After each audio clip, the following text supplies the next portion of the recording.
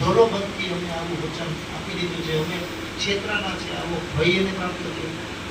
પછી તો જે થયું એ સ્વીકૃતિ કરી લીધી, પણ હજી પણ બચવા માટેના પ્રયત્નો અહીંયા કર્યા હતા.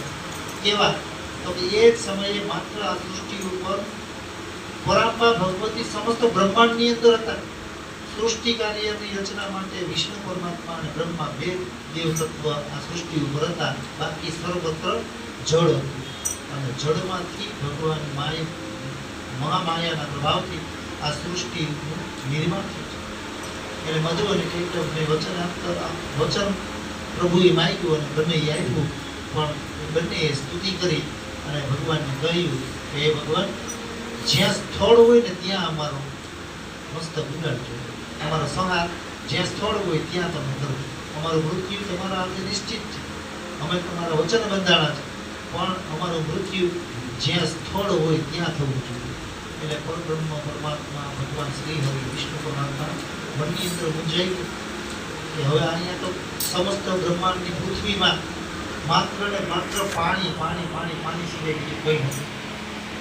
એટલે પરમાત્માએ મહામાયાના પ્રભાવથી પોતાના પગની જંગા છે એ જંગાને મોટી કરતા ગયા. પ્રભુ એની જંગા મોટી કરતા ગયા અને બંને અસુરો મધુ અને કીટક છે એનું શરીર વધારતા ગયા.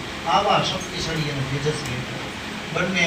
જ્યારે બંનેને આ સમય પૂરો થઈ ગયો, કાળ નિશ્ચિત છે, બંનેનો કાળ આવ્યો, એ જ સમયે પોતાની દિવ્ય શક્તિ એની અંદર હતી, એ શક્તિ ગુમાવી દીધી અને પ્રભુ પોતાની લીલા ચાલુ જ રાખી.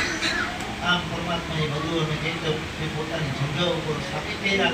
બંને અસુરોએ ભગવાનના ચરણમાં વંદન કરી અને ભગવાન સુદર્શન ચક્રથી એના મસ્તક છેદન કરી મધુ અને કૈટવનો વિનાશ થયો. આ બંનેના વિનાશ થયા પછી મા ભગવતી એમને કહ્યું કે આ સૃષ્ટિનું કાર્યની શરૂઆત કરો. આ સૃષ્ટિના કાર્ય માટે હું તમને ત્રણેયને અલગ અલગ પ્રકારના કાર્ય સોંપું છું.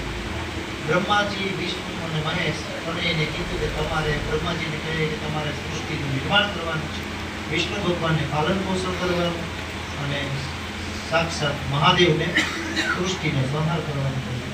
આમ ત્રણેય પ્રકારના દેવતાઓને ત્રણ પ્રકારના કાર્ય આપ્યા.